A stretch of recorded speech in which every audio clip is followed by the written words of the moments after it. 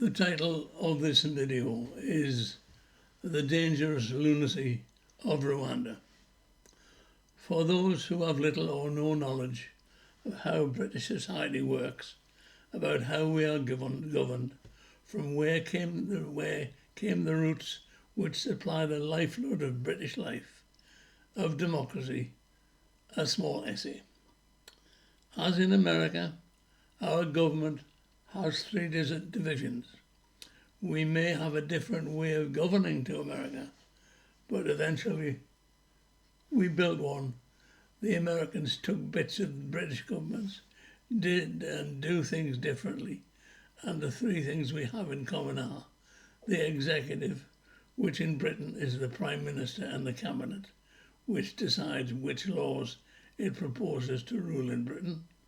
The legislature in Great Britain and Northern Ireland is Parliament, where, in both Houses of Commons and the Lords, is where those people, elected by the people, decide which laws shall be placed before the Crown for his signature, and thus brought into the law. The third arm of government is the judiciary, the courts, the judges who can, when called upon, decide if those laws which the executive, the Prime Minister and his or her cabinet have passed through Parliament are indeed lawful or not. If they decide that a law is unlawful in its present form, it either goes back to Parliament for amendments to be made or is struck down and dismissed. This ideal, which has served us for nearly 5 centuries, is built upon a single statement. It is and has been our defence against an overreaching executive, which could, if given free rein, end up in a dictatorship. If the executive tried to get an unjust law approved, Parliament is our first defence. If somehow Parliament approves such a law, the judges and the courts are there to ensure that dictatorship cannot win. It's as simple as that. We only have to look back some 100 years to find out an example of how things can go so very, very wrong. When the Allies defeated Germany in World War I, the peace terms virtually bankrupted Germany. The Allies imposed such drastic terms that Germany was very nearly turned politically and morally into a failed state. That saw a demagogue appear, a man bitter to the point of madness, who seemed to offer Germans a way out of their despair, to begin to believe in their nation again, and so began the steady rise to power of Adolf Hitler. Always just within the bounds of legality, always knowing that his political adversaries were weak, he eventually bestrode the German executive, took over and fatally weakened the German parliament, and brought his own followers into the German judiciary, thus displacing the last bulwarks against his eventual rise to dictatorship.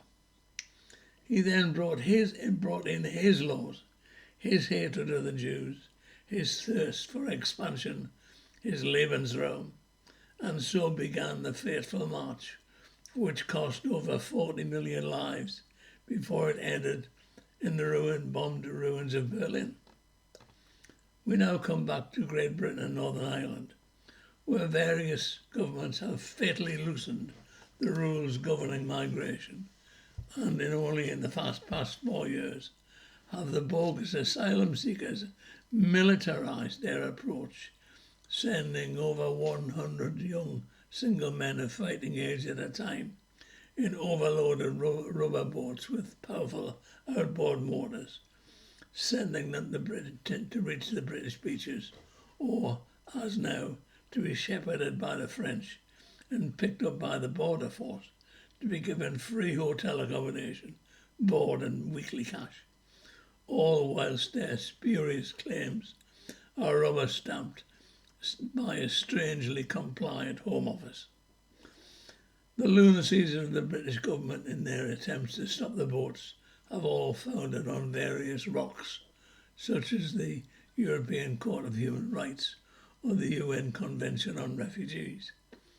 They've spent years trying to patch together a scheme to send migrants to Rwanda, only for this scheme to blow back in their faces.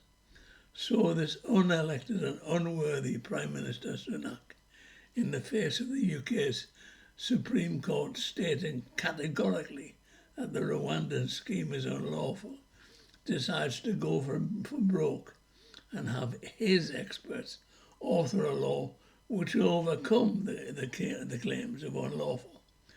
Some Tory MPs are saying that this new law doesn't go far enough. My one thought when reading that particular item is to gasp in recoil. They obviously have not read their history correctly. Why the recoil? The Tories, whether in and out of government, seem to have missed one vital question. If this uber-wealthy Hindu Prime Minister gets his Rwandan plan through Parliament, what is to stop him getting ever more restrictive laws passed, ignoring the courts, as both he and, of course, Adolf Hitler did before him? The Muslim menace is real, with the now constant demands by both Muslims and the Labour Party to enact the Islamophobia laws, which will place in peril anybody who so speaks out against the Muslim swarms so evident in our cities and towns. The truth that the migrant boats can be stopped is real, but no one seems capable of rationalising the method. Replace all border force crews with Royal Navy men who will follow orders. Reinforce the boats with Navy craft, staffed by Navy crews. Then announce that all boats encountered will be turned or towed back to France. The boats will be punctured and sunk once the Muslim swarms have been deposited, willingly or otherwise, on the French beaches. If any do arrive on British beaches, they will be arrested, shackled, placed aboard ferries and sent back to France. The French told bluntly that their help is not needed, and we would see the end of this bunch. All that remains is to locate the hundreds of thousands of Muslims, relieve them of their precious permissions to remain, and send them scuttling back as well. I thank you for your time, and I hope to see you again soon.